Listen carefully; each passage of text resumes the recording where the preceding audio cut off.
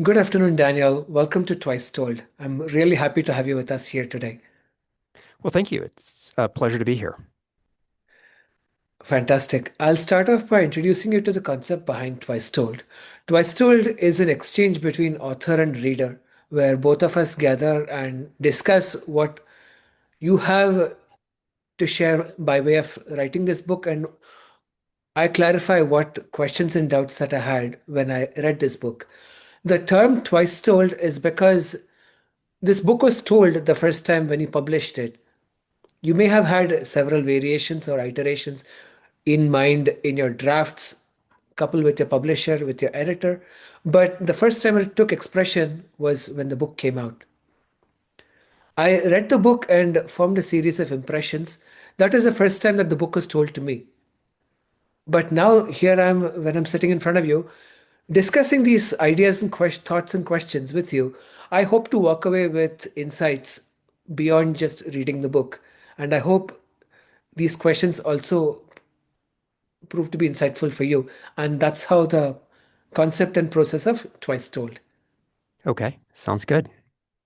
Fantastic. My first question is going to be about your childhood years and how much of it do you think ha- contributed to you writing about God's own party?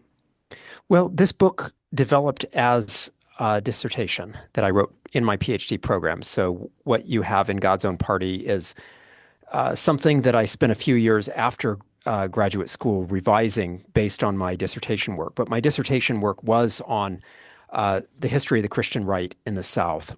I arrived at that because I started studying American political history under uh, James T. Patterson at Brown University. And I was almost immediately drawn to questions of religion and politics because religion had been important in my own life. And perhaps I was seeing that in the sources to a greater degree than maybe someone who wasn't that interested in questions of religion would naturally see them. But I was especially intrigued early on by the fact that African American Christians worshiped the same God, had the same Bible, even had a lot of the same theology as white evangelical Protestants. But white evangelicals and African American Christians in the United States have for decades voted differently from each other. Their political trajectories have been very different. And so I wanted to study that in more depth. I was doing a fair amount of study of civil rights history, African American history in my preliminary reading for PhD exams. And so initially, I proposed a dissertation that would provide a comparative approach between the two. And my advisors thought that was a little bit too much to take on. And so I narrowed it just to the white evangelical story where they thought I would likely be able to make more original contributions. And I do think I was able to break a lot of new ground here. Uh, and so in the course of writing that, I developed an understanding of the Christian right.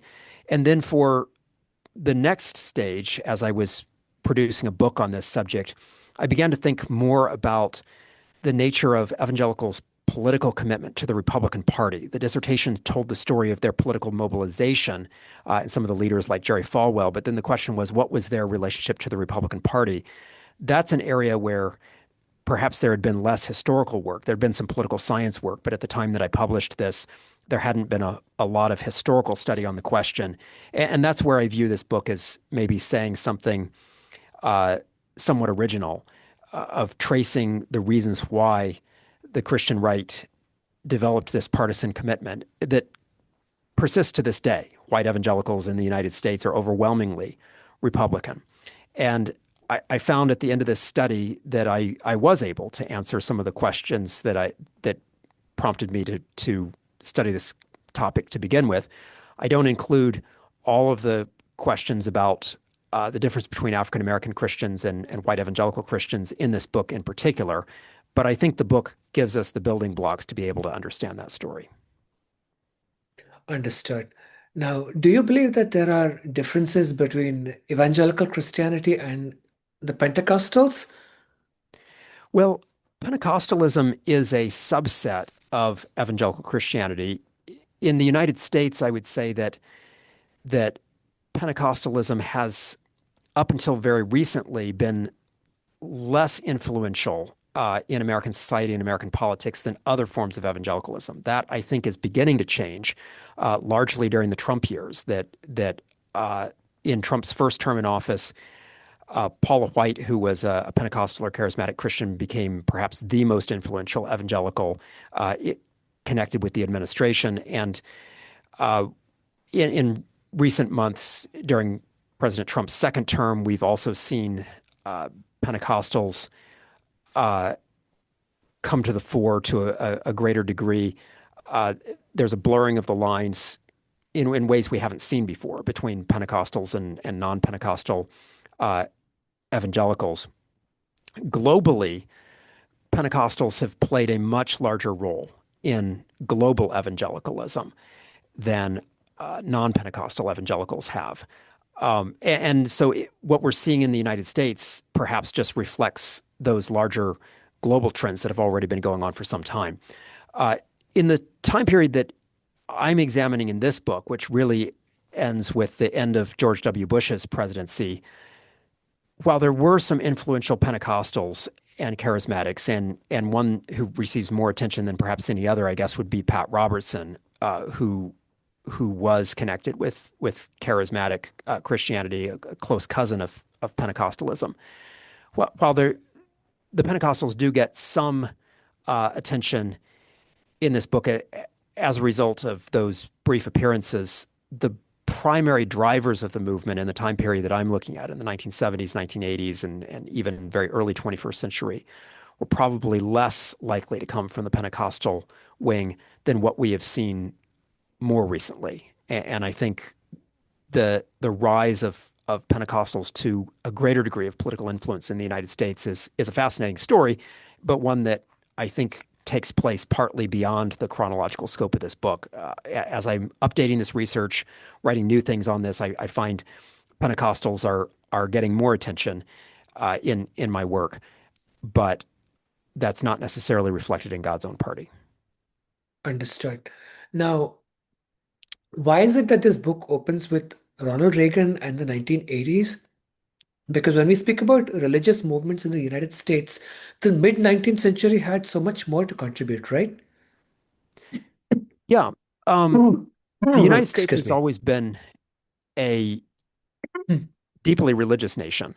I guess even before the United States officially formed as a country, during the time period of the English colonies, some of the people coming to America were people who were more religiously fervent than average. So the New England Puritans would be a case in point.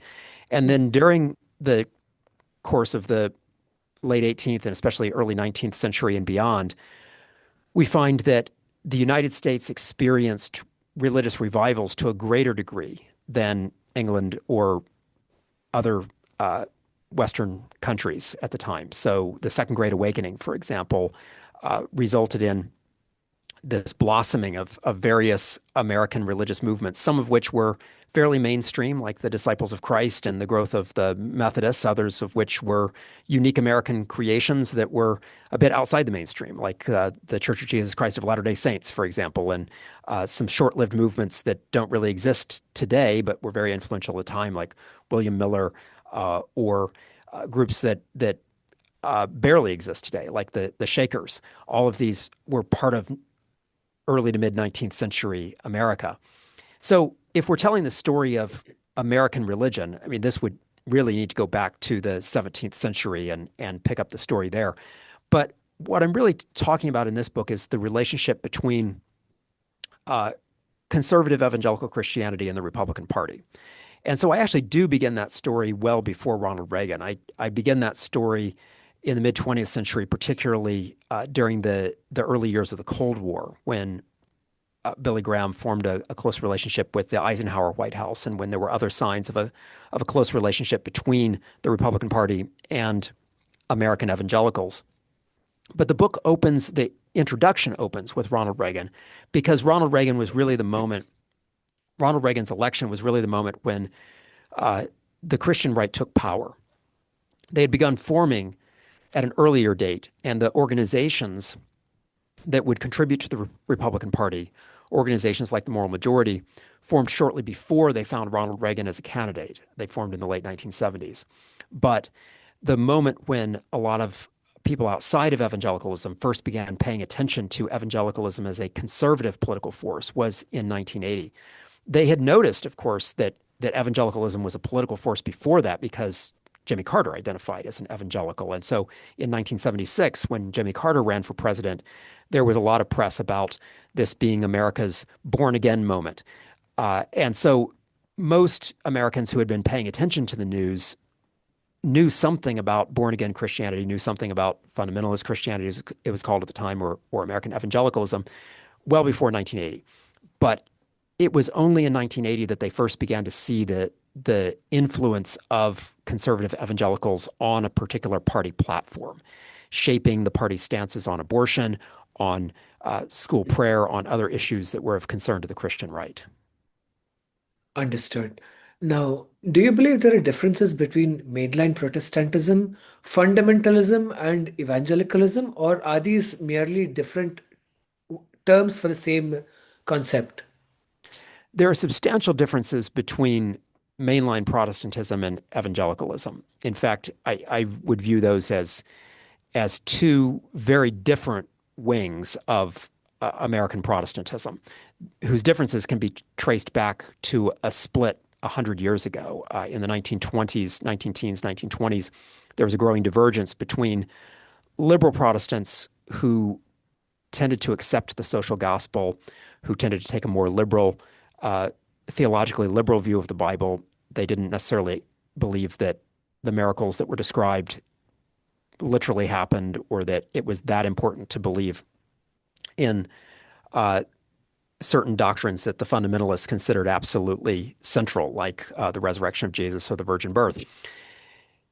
Fundamentalists were those people in the 1920s who were the conservative party in American Protestantism. They insisted that those tenets of theological orthodoxy really did matter, that the Bible was literally historical and inerrant, that there were no errors in the Bible.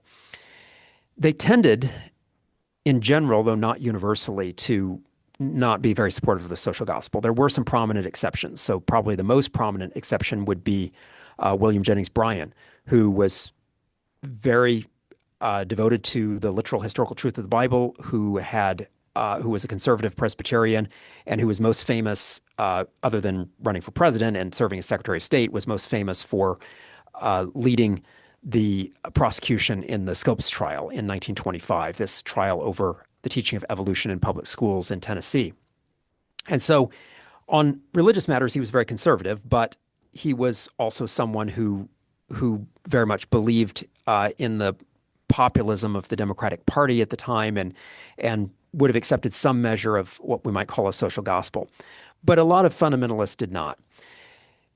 If we fast forward about 20 years from that to the 1940s, in the early 1940s, there was a group of fundamentalists who wanted to break out of what they thought had been a fundamentalist silo, where they believed in the tenets of fundamentalism, but they believed that fundamentalism had been too isolated and had acquired a negative reputation in the United States, and they wanted to rehabilitate it and to defend the interests of fundamentalists in radio broadcasting, but also to adopt a more sweeping political program, a program that's going to be very strongly anti-communist, strongly focused on conservative Protestant morality. And they called themselves evangelicals. They were the group that in 1942 created the National Association of Evangelicals. For some decades after that, fundamentalist and evangelical were used almost interchangeably. After the 1980s, maybe even before the 1980s, but certainly after the 1980s, the popularity of the term fundamentalism really started to decline. So as late as the 1980s, you would see a sizable number of conservative Protestants who would call themselves fundamentalists. Today, you probably find almost none. And there are various reasons for that. One might be that after 1979, a number of people began associating the term fundamentalism with radical Islam, with the news coverage of the Iranian Revolution, for example.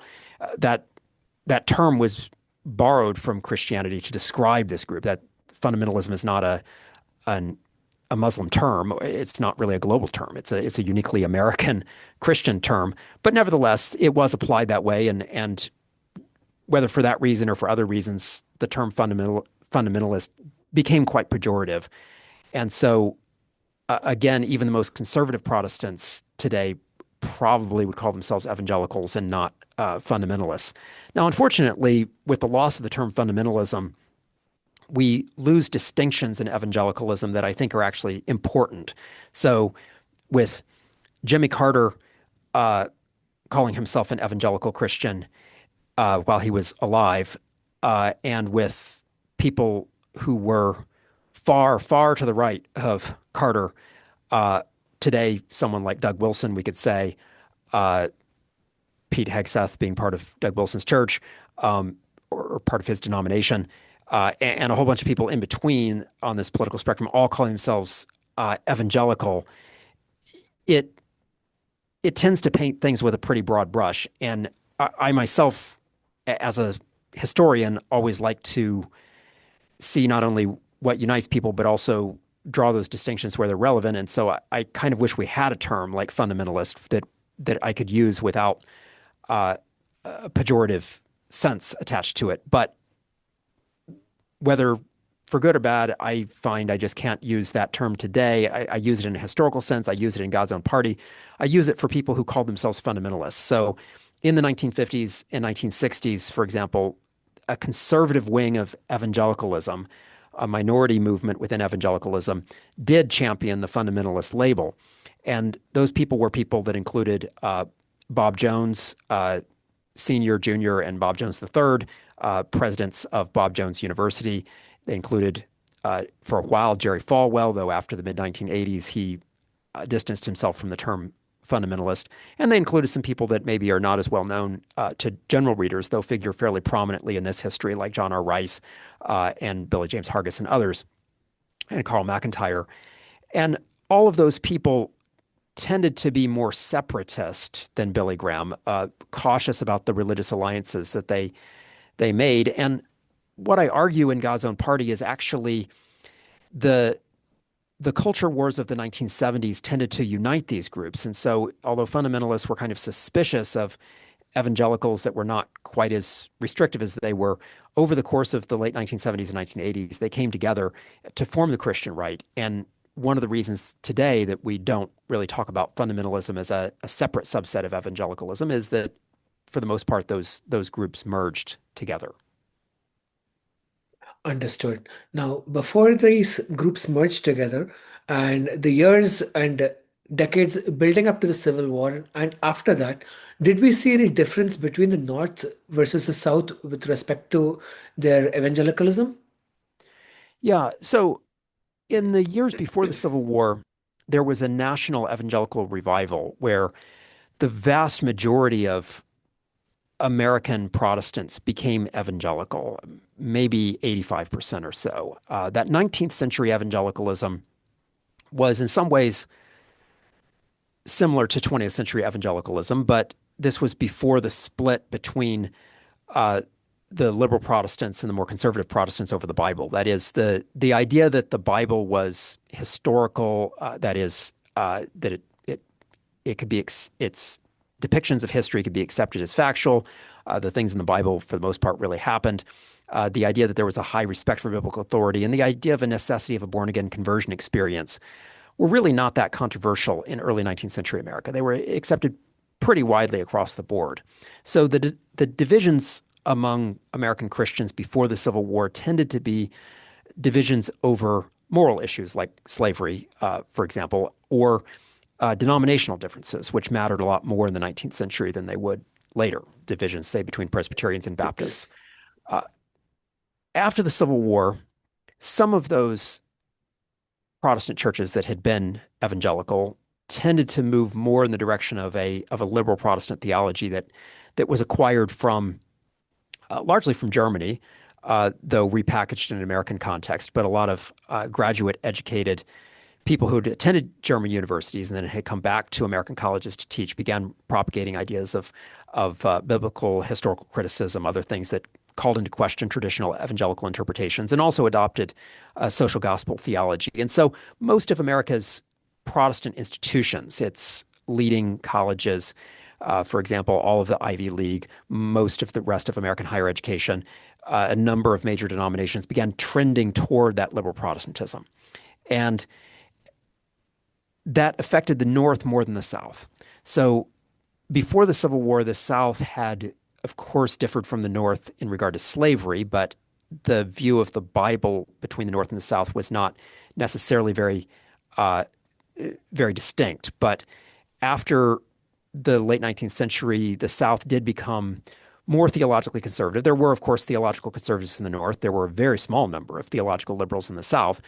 Uh, but I think as a result, what we would call evangelicalism, something associated with the idea of a born again conversion and with its uh, high view of Scripture's historicity, that was more associated with the South than the North. And so, uh, as we move into the story that I really pick up in God's Own Party in the mid 20th century, we can see that evangelicalism center tended to be either in the Midwest or in the South. And increasingly over the course of the 20th century, it shifted from the Midwest, where evangelicals still retained a fair amount of influence, but shifted increasingly toward the Sun Belt, which would include the South, certainly, but also include areas of Southern California, for example, where a lot of Southern migrants had come and that tended to be pretty conservative in the 1960s and 1970s. Understood. Now, do you believe that John F. Kennedy's assassination also had a possible religious angle to it? Well, as far as the assassination itself was concerned, I don't think that religion was in any way motivating the assassination per se, but I do think that there was a religious reaction to John F. Kennedy that started before the assassination. In fact, before he even became president, and to a certain extent continued after that. So, uh, conservative Protestants, evangelicals, fundamentalists, Southern Baptists tended to be very suspicious of the idea of a Catholic running for president in 1960. And some of those people sort of made peace with Kennedy. They, after he was elected, they overwhelmingly voted against him. Nixon received strong support from uh, Southern Baptist ministers, from Northern evangelicals, evangelical institutions like Wheaton College and Christianity Today. Some of those groups made some peace with Kennedy over the course of his presidency. Billy Graham, for example, seemed to warm up to Kennedy a little bit more. Um, After the Kennedy assassination, they were rather quiet about this, largely because the uh, the issues they had been concerned about with Kennedy were not necessarily as relevant anymore. I think Kennedy's presidency was the last major moment when anti-Catholic politics drove evangelicals. This had been a key part of 19th century evangelicalism and early 20th century evangelicalism.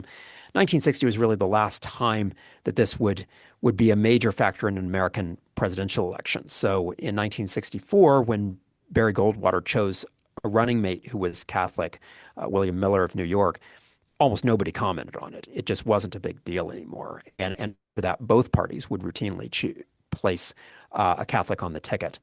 So the Democrats in both 1968 and 1972 had a Catholic as in the number two spot on the ticket.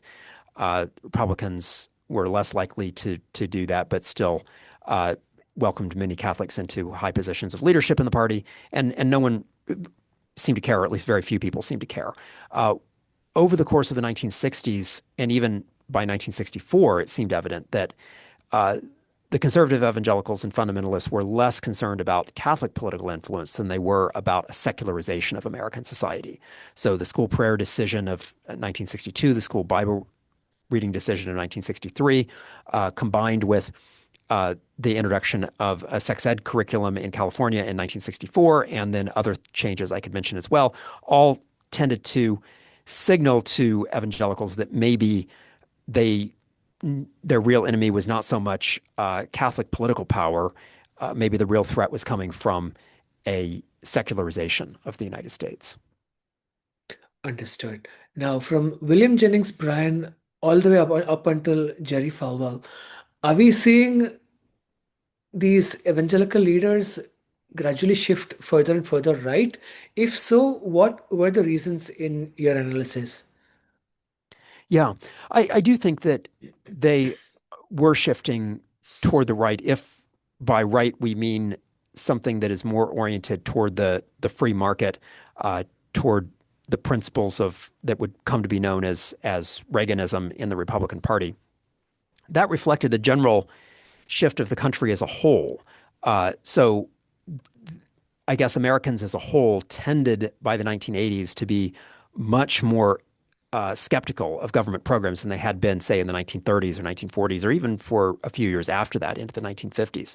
So we might say, okay, well, what shifted Americans as a whole toward the right, and what shifted evangelicals toward the right? I think as people moved out of poverty and experienced the upward mobility that so many people of the particular generation that formed the Christian right experienced, I think that tended to incline people toward the Republican Party. So most of the leaders of the Christian right of the late 1970s and 1980s had been born in the 1930s. There were people that those people would include Jerry Falwell, Pat Robertson, James Dobson, Tim LaHaye, I think was born in 1928, so just before the 1930s. But all of these people were essentially part of the same generation that had been born in the South, born into an economy that to say it was not doing well is a great understatement. The country as a whole was experiencing an economic crisis, and the South in particular was experiencing a severe economic crisis. And so they were born into this situation in the 1930s, but then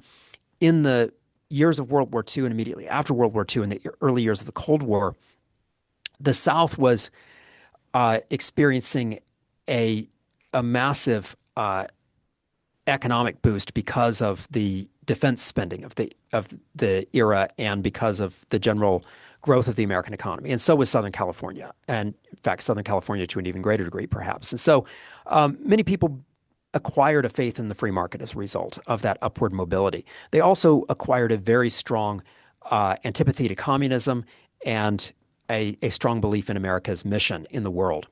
Then the Vietnam War came. A significant number of Americans on the left questioned the Vietnam War. Conservative evangelicals generally supported the war as a part of their opposition to communism. And they were also strongly opposed to the cultural permissiveness of the time, to the drug culture of the 60s, to the sexual revolution. And as they began to become politically active in grassroots conservative movements in the 1970s, what seemed to drive them, what seemed to drive evangelicals, was not only this backdrop of that maybe affected Americans in general, of this general trend toward faith in the free market, but toward a belief that American morality needed to be restored. And in the years of William Jennings Bryan, that had not necessarily had a partisan dimension. But increasingly in the 1970s, it did have a partisan dimension. And they equated this with a law and order program, which Richard Nixon had championed and then Ronald Reagan championed perhaps in a different way.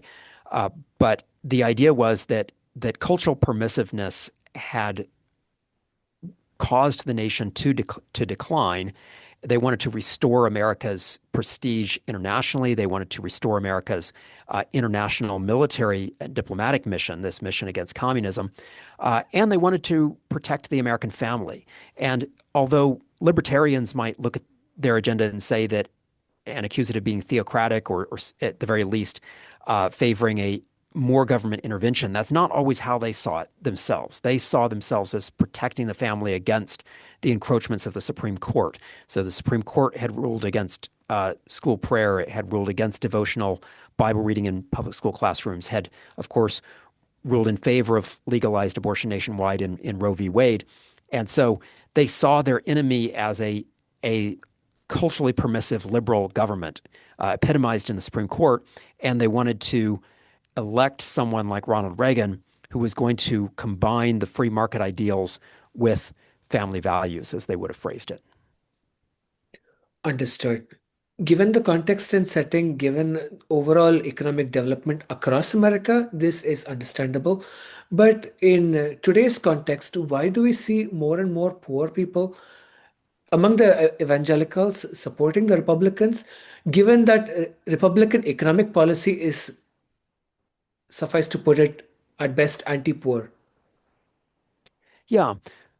Well, there is an educational divide in this country where, and that's fairly recent. That actually goes back only 10, 15, 20 years at most. It's not something that predates the 21st century. But this with this educational divide in more recent years, kind of after God's Own Party, after the story of God's Own Party ends, uh, we see in general in the United States toward uh, a Democratic Party which, despite saying that it's grounded on principles of equality, on economic uplift for the poor and higher taxes for the rich, uh, has tended to appeal disproportionately to more educated people, especially among whites. That is, if we're looking at the white voter in particular, this is less seen among, say, African Americans. But if we're looking at white voters in particular,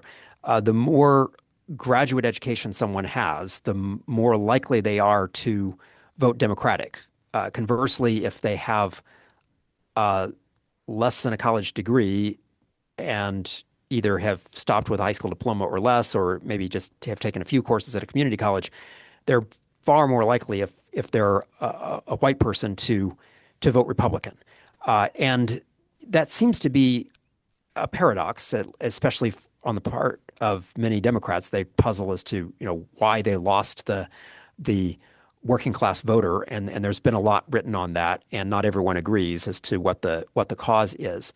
Some people would say that it's really the cultural issues, that the Democratic Party has given too much attention to cultural issues that alienate a lot of working class voters. So first it was abortion in the late 20th century, and then LGBTQ rights, and especially transgender rights in the last decade. And the argument is that has alienated white working class voters. Um, Another possibility is that the type of white working class voter that the Democratic Party has alienated uh, has also been a voter who has been very opposed to the social welfare programs that the Democratic Party created. They've accused those welfare programs of really encouraging laziness, and there's often a racial dimension. They perceive them as disproportionately helping African Americans and not whites. And I think that's definitely part of the story as well. I think it's probably multifaceted. I think there's probably more than one thing going on. And it could even include things I don't talk about at all in God's Own Party, but maybe we're part of the story too, like the Democratic Party's advocacy of gun control, which in rural, predominantly white areas among the working class is not very popular in the United States, especially the rural South, or even parts of the rural Midwest. So, I think there are probably several things that have happened. I also think that a lot of working class whites did buy into the message of Reaganism, the idea that there was a path of upward mobility. They did not see themselves as benefiting from Democratic Party economic policies. So in 1984, when Walter Mondale ran for president on the Democratic ticket and lost by a landslide, carried only one state plus Washington, D.C., his own state of Minnesota, plus Washington, D.C., and Reagan carried 49 states, including victories among the white working class. A lot of Republicans seemed to successfully accuse Mondale and the Democrats of being the party of what they called special interests, which for many working class Americans basically meant some group other than themselves. Maybe it was the African Americans, maybe it was the feminists, maybe it was somebody else, but it wasn't them. They were not the special interest. And I think Trump capitalized on that. There have been Democratic politicians, of course, who have successfully transcended that. Bill Clinton actually had quite a bit of white working class appeal, and he managed certainly to get the votes of educated Americans, and he did well in the suburbs. In 1996, I guess people said he won because of the so-called soccer mom vote, the suburban white women's vote. But he also did reasonably well in the rural South. He's the last Democratic presidential candidate to carry several southern states to do substantially well in the South. So it can be done, or at least it was done in the not too distant past. Uh, but I think there, in recent years, particularly since 2016 and the rise of Trump, we've definitely seen a class divide, and I think it's a slightly different story, but it's also a story that does juxtapose with the one I'm telling in God's Own Party. That is, even though the story in God's Own Party is focused primarily or almost exclusively on religious people and is a story that predates Trump, it is a story that I think connects to this larger story. That once we understand why conservative evangelicals were alienated from the Democratic Party, we may be able to understand as well why uh, the rest of the South and the rest of the white working class was alienated from the Democrats. Understood.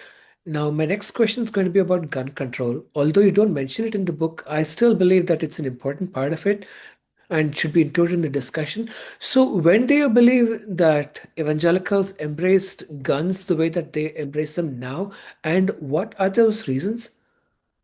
Yeah. Well, in the 1970s, there wasn't really a whole lot of indication that evangelicals were opposed to gun control. In fact, quite the opposite. So, for that matter, in the early 1970s, even the Republican Party was supportive of moderate forms of gun control. The 1972 Republican Party platform, when Nixon ran for re-election, actually included an endorsement of efforts to control particular types of handguns because that was seen as part of an anti-crime measure. In 1977, the National Rifle Association, the NRA, began a fairly radical pivot toward political activism and began a campaign that ultimately proved to be very successful of uh, politicizing a gun control issue and turning it into a partisan debate. That this didn't happen instantaneously, but it happened gradually.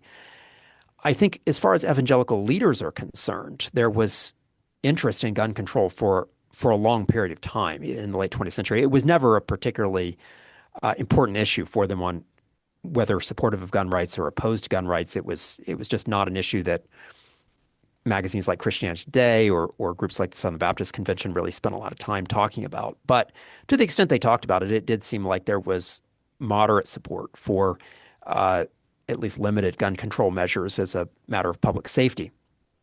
But because evangelicalism has been disproportionately Southern and it has become more Southern over time, so today uh, evangelicalism is more Southern than it was in the late 20th century. The majority of evangelicals live in the South today. And as that has happened, evangelicalism has acquired values that really don't come from within evangelicalism itself, but they've come from the larger culture. So on an issue like gay rights, it's very easy to see the religious uh, dimension of the issue. Whether someone agrees with it or not, they can say, okay, yes, I see how you arrived at that given your particular readings of the Bible and your views of sexuality. That's clearly coming from your religion. But on other issues like gun control, there's not really a clear religious dimension.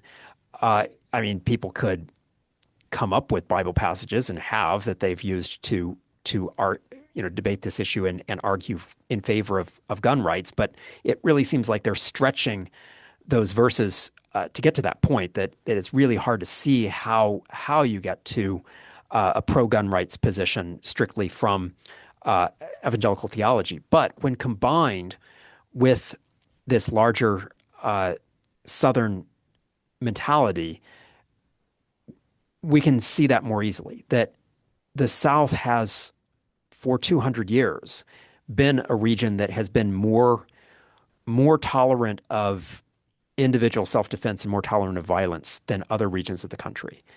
And the modern gun rights movement has, first of all, capitalized on rural traditions. This was true in the late 20th century of saying, people need to hunt, people need to use guns as sportsmen.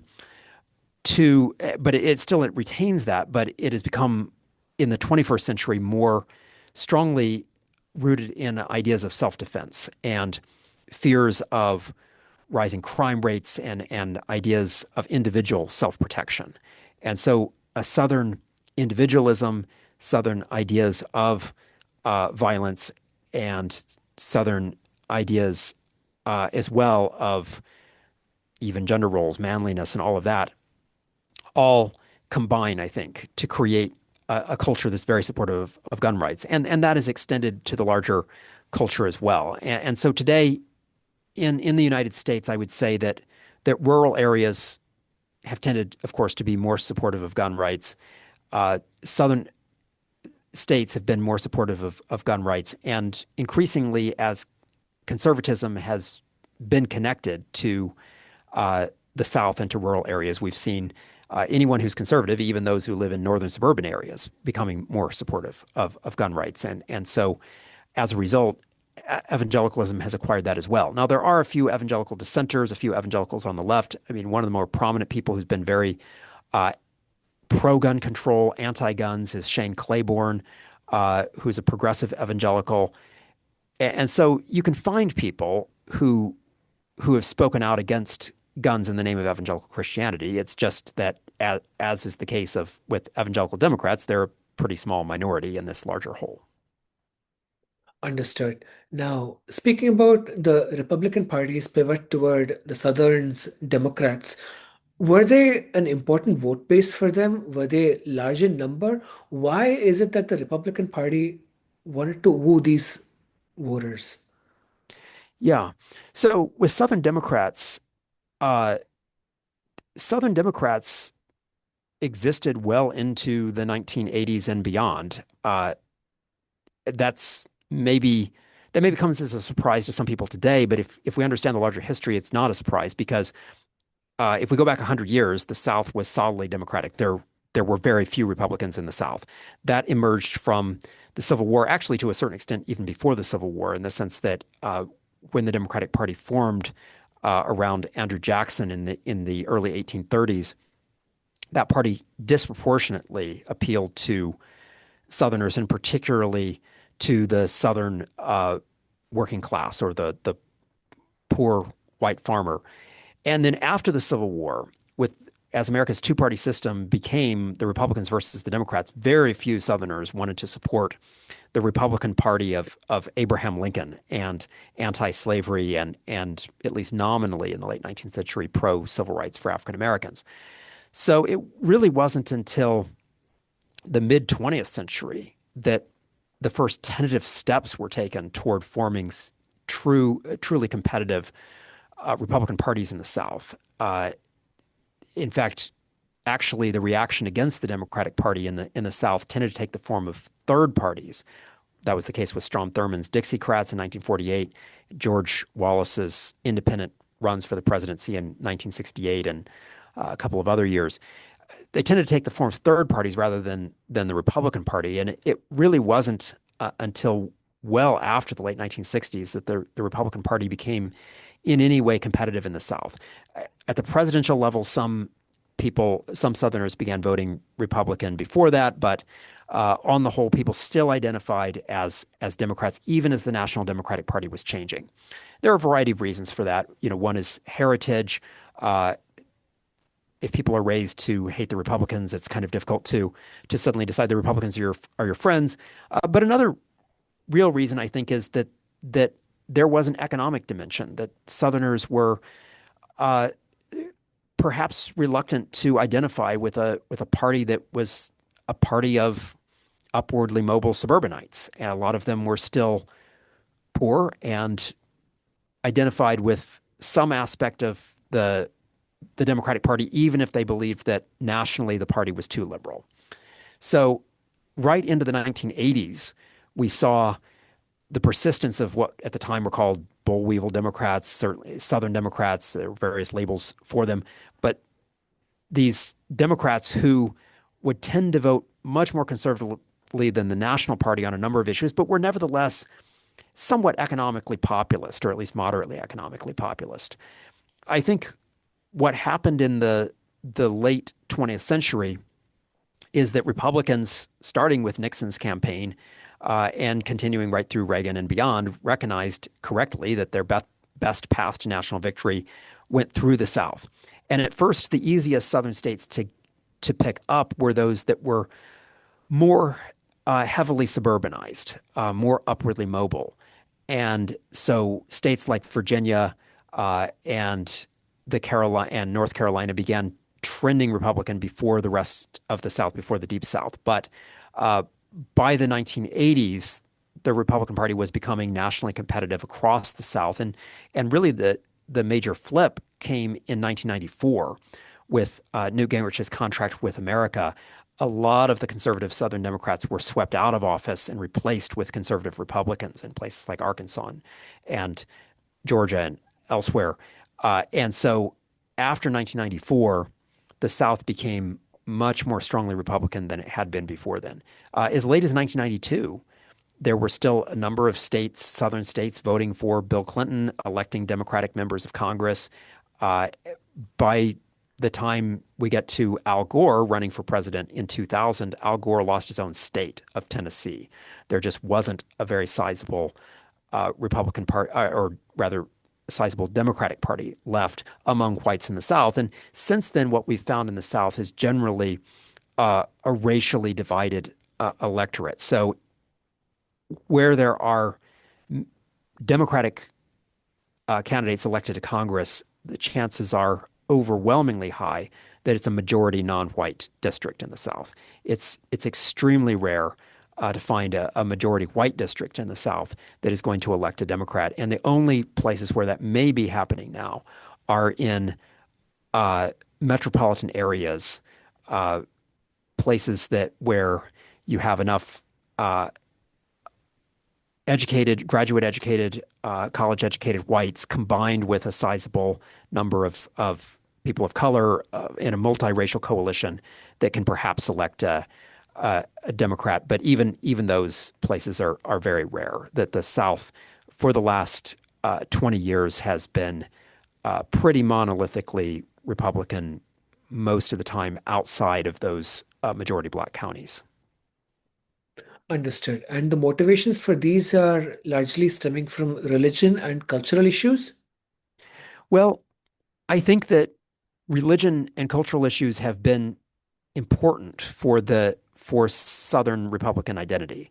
That as the precise issue has changed slightly over time. So, in one year it might be abortion, in another it might be transgender issues. In the years, the second term of George W. Bush and the first Obama term, defense of marriage, as it was called, opposition to same-sex marriage, would be very important. So I think that those issues are important in solidifying party identity, and they do help to explain one of the reasons why a significant number of Southern whites have moved away from the Democratic Party. I don't think it's the entire story, but I do think it's a very important part of the story. And of course, it's the part of the story that I tell in God's Own Party. Not every Southern white, of course, is religious, but religion has been disproportionately strong in the South. That is, the South has been more evangelical than the rest of the country, and also in recent decades, more church-going than the rest of the country. That was not necessarily true even as late as the 1970s. So as late as the 1970s, New England was still a place where many people went to church, and there wasn't a huge difference between Southern rates of church-going and Northeastern rates of church-going. But after the 1980s or 1990s or so, certainly into the 21st century, there's been a marked divergence. So the Northeast and Pacific Northwest and in fact entire Pacific coast tend to be much less overtly religious, at least as far as traditional expressions of religion are concerned. That is, going to church, expressing traditional Christian beliefs, much less religious than the South, which does remain more heavily evangelical Christian.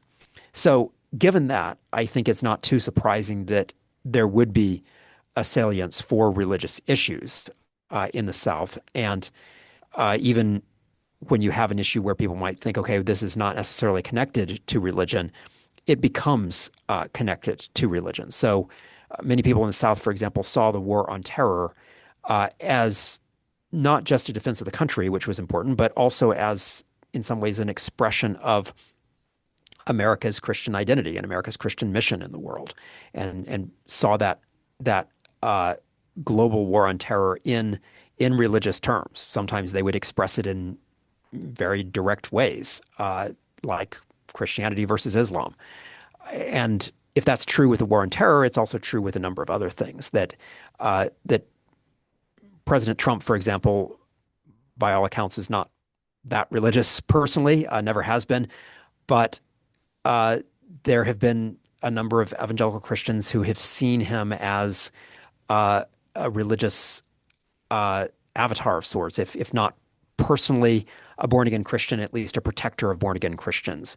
And so I think if you look at white Southern evangelical politics, you do see the language of faith, the language of religiosity, serving as a framework for how to understand almost everything in politics. Understood. Now, where are mainline Protestants today?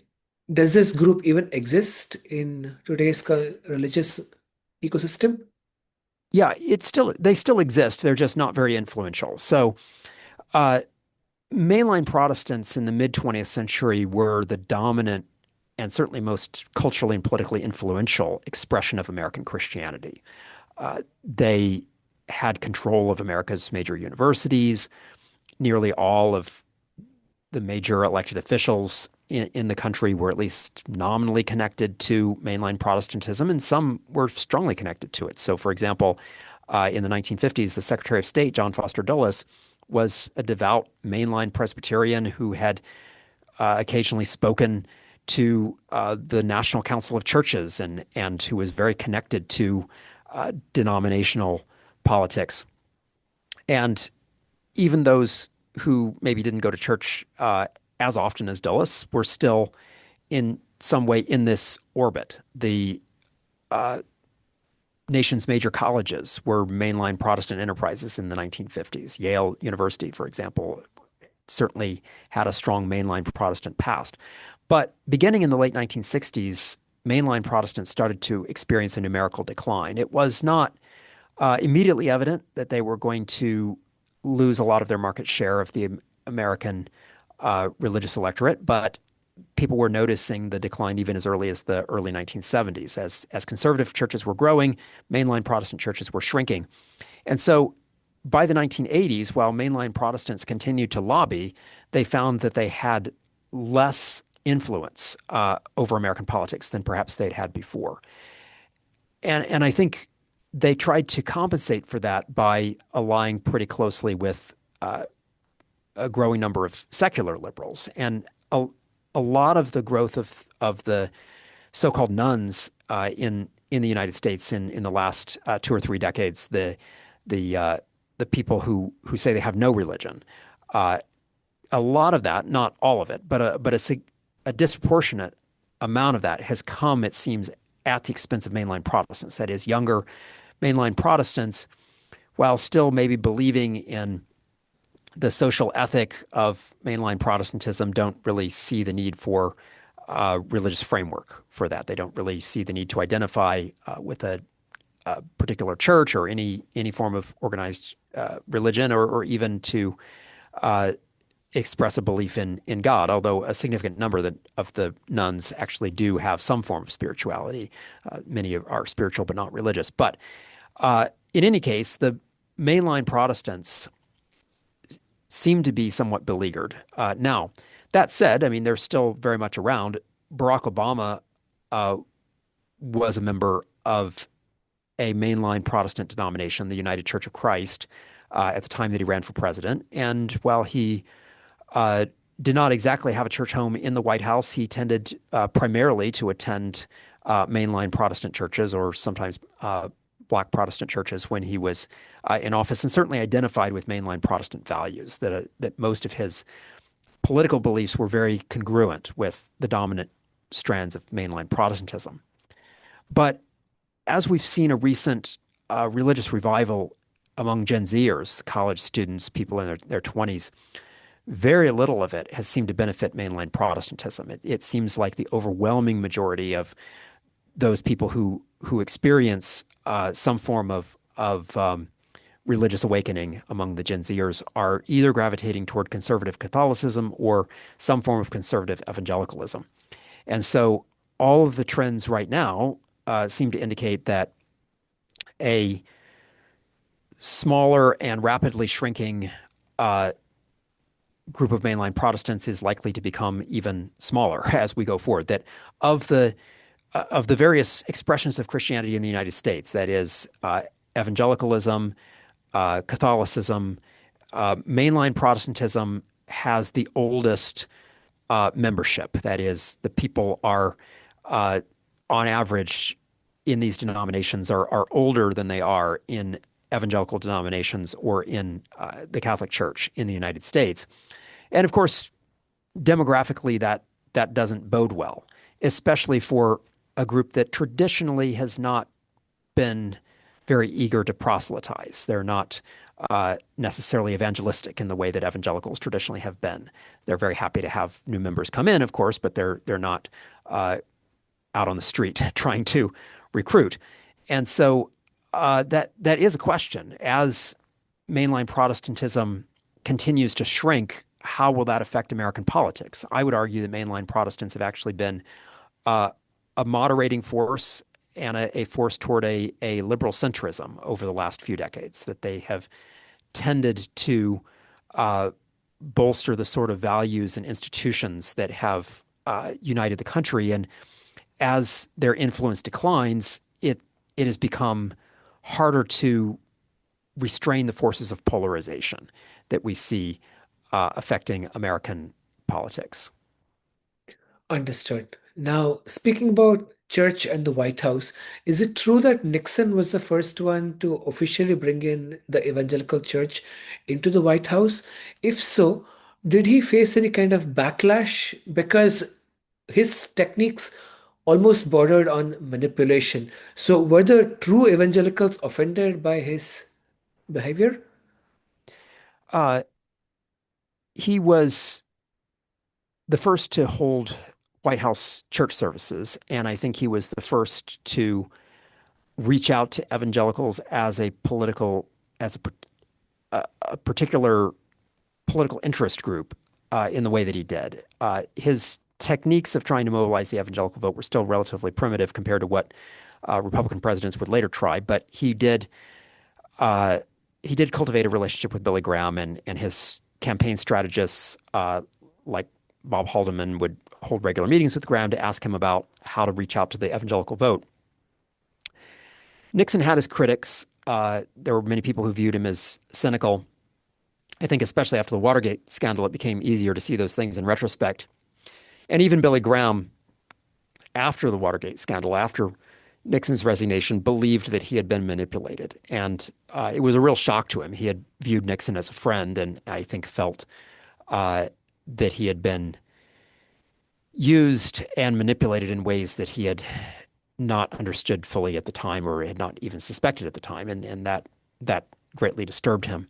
I think at the time, Nixon was not necessarily beloved by people, but he did win re-election by a landslide comparable to the Reagan re-election of in 1984. That is, he carried all but one state. And as a because of that, I would say that whatever criticism he faced, and he did face criticism, certainly there were people who complained about this. Whatever criticism he faced seemed not to hurt him at the polls. Obviously, after Watergate, things changed. Uh, but I think that Nixon was able to a greater degree than most politicians, Nixon was able to speak specifically to interest groups while also retaining this overall image of being a candidate of all the people.